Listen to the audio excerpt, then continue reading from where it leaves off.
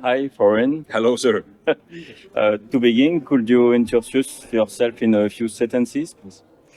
Uh, my name is Þráinn, Árni Baldvinsson. I'm from Iceland. Play guitar for Skálmöld.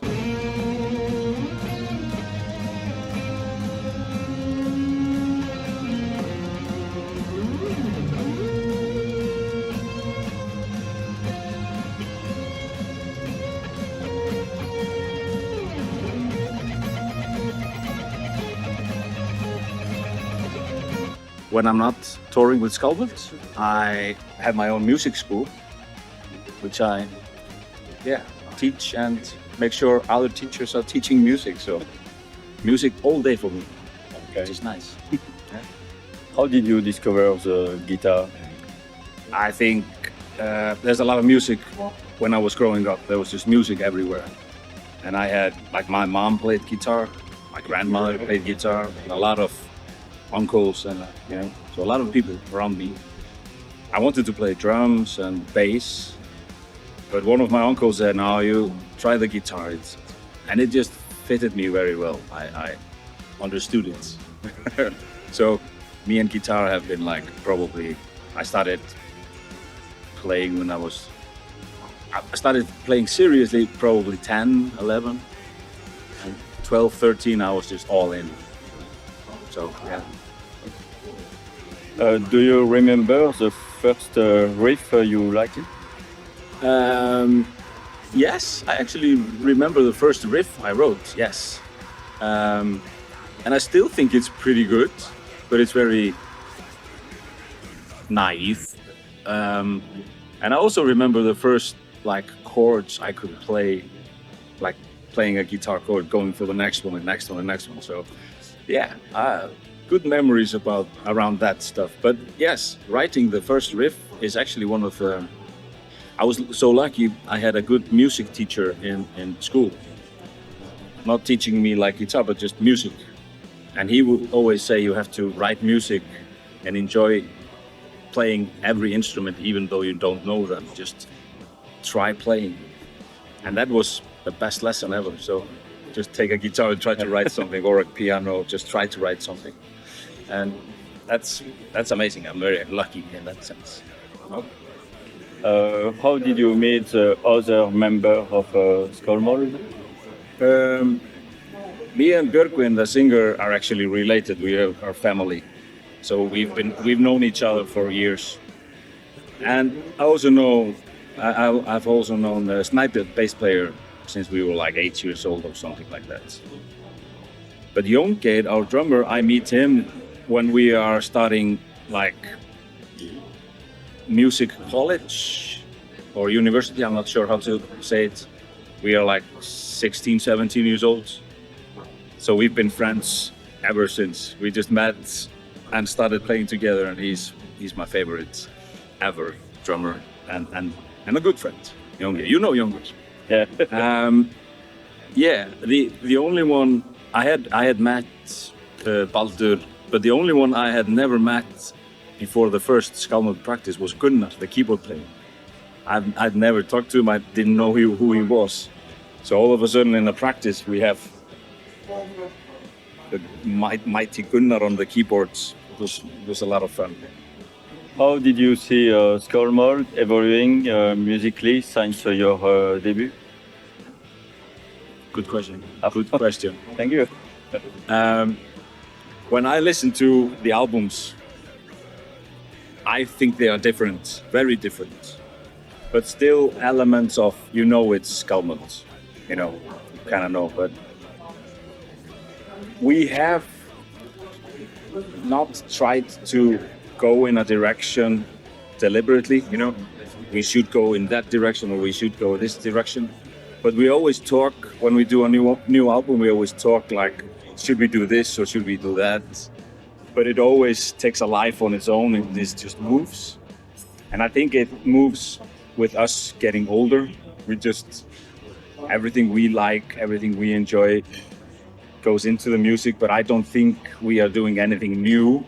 Definitely not. This is just music that is floating around. I don't think we will evolve and do new stuff like Björk. You know, Björk from Iceland, she's always writing and doing new stuff, like completely new stuff. I admire that, but I don't see us do that. I think we will just be old heavy metal guys. The link with Norse mythology is very strong in Skalmold. Does this influence your composition or guitar playing?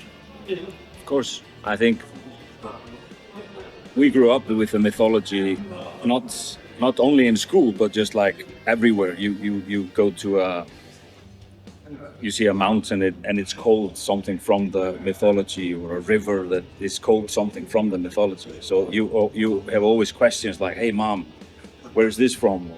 You know. So mythology is very, very big part of everything. So yes, that definitely goes into your mind. But we were very conscious of we are not going to do like Marvel style or too comic. We wanted to be like authentic, just music with that element. And we have also that element of the folk tales as well, because folk tales in Iceland are as important as mythology, because you would have stories about ghosts, elves, and all that stuff, very important in the involvement of the nation. So that also, and of course, when you have an active volcano everywhere in Iceland, that gets into your mindset as well. You know, waking up in the middle of the night because there's a pink heaven because of a volcano erupting somewhere. You know, it's just like scary.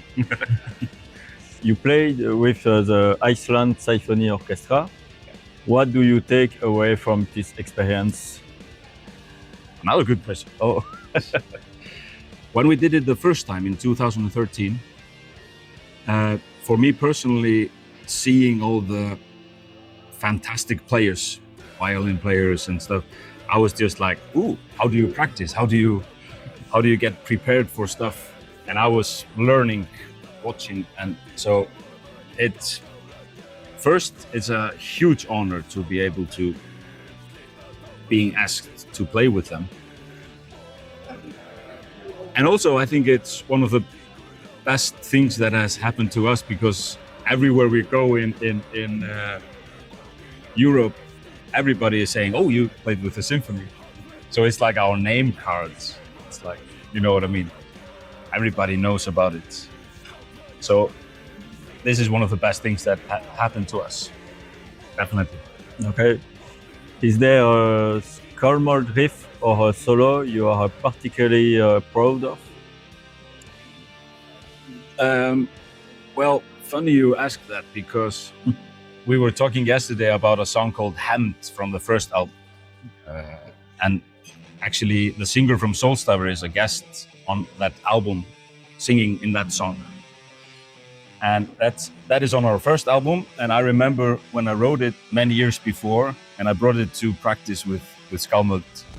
So that riff is one of my favorites. And every time I feel a little bit down and we start playing it, it's just like, oh yeah, you get happy again.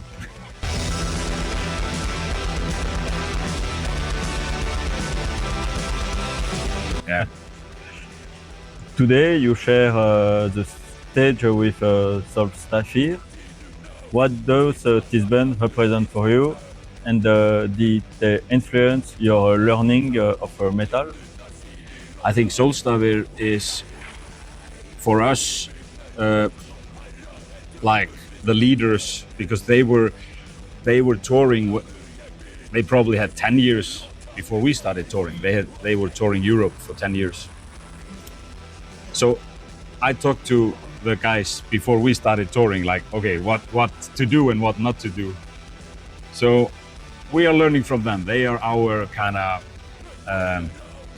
they made the path for Icelandic metal to be able to be performed in Europe.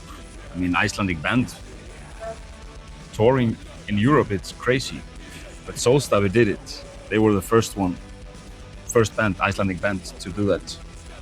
and so they are very important for us, and good friends as well. When you are not touring or in the studio, what do you like to do relax? I have a place in the north where I grew up. It's just a small farm with horses and a river that I can fish. I love fishing. Oh yeah. Yeah, fly fishing and stuff. Also go out on a boat with a net. I just love fishing. So I do that to relax. But I also teach music. So every day I'm teaching. I have students in France, everywhere around the world, basically.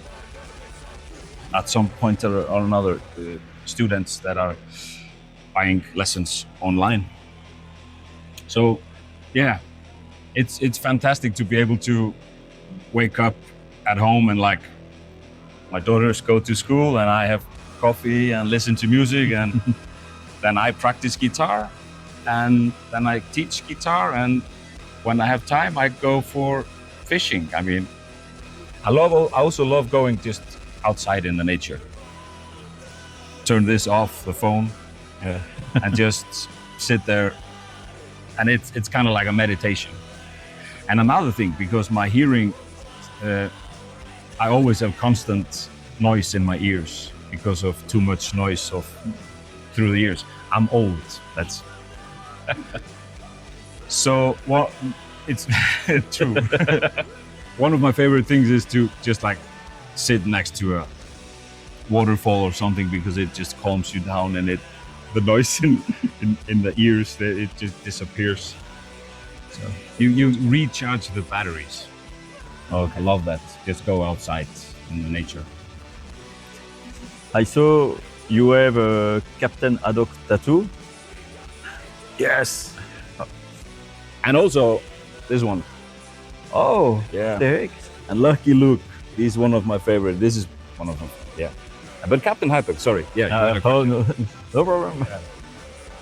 You like Belgium, comic Belgium? Yes, I'm a comic nerd. Oh yeah. Yeah. Good. Not so much the new comics. The other guys in the band, they read a lot of new comics.